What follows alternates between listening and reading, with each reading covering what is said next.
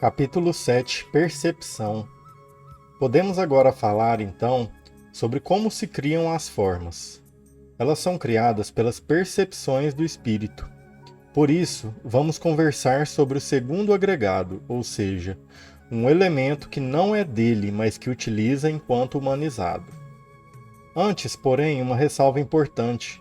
Estamos falando constantemente em espírito humanizado e não encarnado, pois os 5 agregados existem em espíritos mesmo quando fora da carne.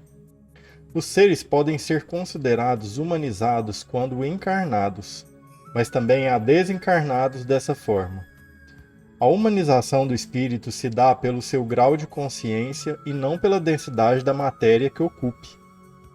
A humanidade de um ser não é ditada pela sua situação física, mas pelo seu grau de elevação espiritual. Assim, se o espírito estiver espiritualizado na carne ou fora dela, os agregados desaparecerão. Mas enquanto houver a humanização, humanizado, vivendo com uma consciência humanizada, eles existirão, independente de órgãos físicos. Voltemos agora ao tema percepção. Percepções são coisas que são percebidas pelo espírito através dos órgãos sensoriais do corpo. Como dissemos antes, a percepção existe mesmo quando o ser está desencarnado. Por isso, o corpo a que nos referimos aqui não é apenas o físico, mas também o perispiritual. As percepções podem ser recebidas tanto pelo olho, por exemplo, do corpo físico, como pelo olho que existe no perispírito. A percepção é o fruto daquilo que entra pelo olho, pelo ouvido, pelo nariz, boca e pelos órgãos de sensibilidade espalhados por todo o elemento material que o espírito está utilizando. A imagem captada pelo olho, o som captado pelo ouvido, o cheiro, o paladar e a sensibilidade captados pelos seus órgãos próprios são percepções. Agora, o que é um olho? É uma peça material, um órgão de percepção, tanto no corpo físico como no astral. Por isso, não pode criar nada. O olhar, a percepção visual do que é visto, não é criada pelo olho, pois ele é apenas um órgão do corpo físico. O olhar, como veremos adiante, é mais do que a simples percepção captada pelo olho. Além disto, o olho é um órgão que limita a percepção do espírito. Quando estudamos o Livro dos Espíritos, havia uma pergunta que dizia: o espírito enxerga pelo olho? A resposta foi não. Ele vê pelo corpo inteiro. No entanto, enquanto estiver humanizado, se apega ao órgão olho como única fonte de percepção, o que limita a sua capacidade de ver. Podemos afirmar então que a percepção do espírito é irreal, uma ilusão, maia, porque é limitada e não abrange tudo. A irrealidade acontece porque existem muito mais coisas além daquelas que são percebidas. Por exemplo, você é capaz de dizer o que está acontecendo em ambientes diferentes daquele que está agora? Não, porque está preso ao som que entra pelo seu ouvido. Se não está ouvindo ou vendo, é sinal de que nada está ocorrendo. Mas muita coisa está se passando ao seu redor. Por exemplo, à sua volta, não importa onde esteja, existem diversos espíritos conversando entre si.